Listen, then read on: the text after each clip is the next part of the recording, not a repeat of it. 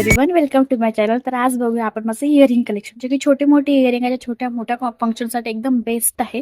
तर ही पहिली इयरिंग आहे, जे की पूर्ण व्हाईट स्टोनमध्ये आणि मनानं पिंक स्टोनचं काम केलेलं आहे. आणि खालून जे मोती आहेत त्या कानातल्याला पूर्ण करते. जसे खालून मोती झुमके असल्यानंतर कानातल्याला एक वेगळाच लुक येतो. ट्रेडिशनल आउटफिटसाठी ही कानातले बेस्ट आहे.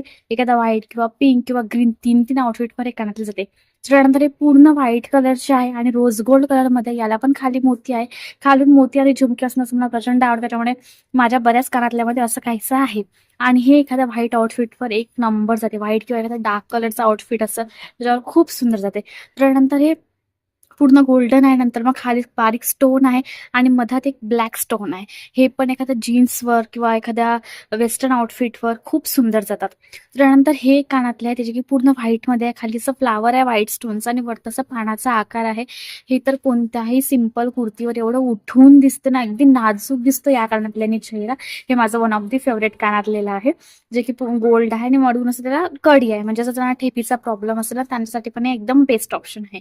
त्याच्यानंतरचा कानातला, जे की हे गोल्डन कलरचा आणि थोडं थोडं ना ग्रीन कलरचा शेड आहे या कानातल्यामध्ये. हे थोडंसं वेगळं वाटलं होतं मला जेव्हा मी असं घेतलं होतं तेव्हा. कसं दिसेल ग्रीन कलरमध्ये हा मोठा प्रश्न होता.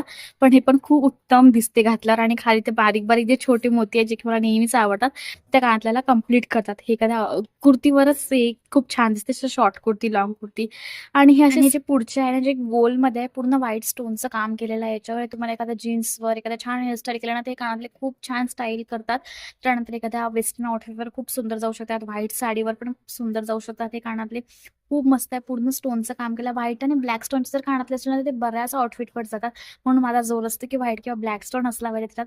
हे पण पुढचं माझं व्हाईट स्टोन मधून असा वरून छान फुलांचा आकार दिलेला आहे आणि खाली छान पानाचं दिलेलं आहे. हे पण तुम्ही एखाद्या छोट्या कुर्तीवर किंवा मग एखाद्या वेस्टर्न आउटफिटवर, साडीवर बन वगैरे पाडला असेल तर हे उत्तम दिसतं. स्टाईल जर केलं ना तर उत्तम दिसतं हे कानातले. त्यानंतर याला आम्ही बुगड्यामध्ये याला असं कानात अटकवायचं असतं, त्याच्यावर ठेपीचा याला काही प्रॉब्लेमच नाहीये. इकडून तिकडून पूर्ण मोतीचं केलं आणि मधात असा पिंक स्टोन आहे याच्यामध्ये. मी त्या कॉलेजला किती सगळ्या साडीवर हे वेअर केलंय, नऊवारीवर ते उत्तम दिसतं. आणि ना वेगळं काहीतरी वाटतं, त्याच्यामुळे मला हे खूप आवडतंय. मोत्यामध्ये आहे ना, तर मोतीमुळे त्याची शोभा एक नंबर वाढलेली आहे. आणि याला लटकवायचा पण प्रॉब्लेम, म्हणजे गरमी वगैरे मध्ये आपण हे वेअर करू शकतो त्याच्यामुळे, कारण की गरमीमुळे कानाला ठेपीचा प्रॉब्लेम होतो ना त्याच्यामुळे.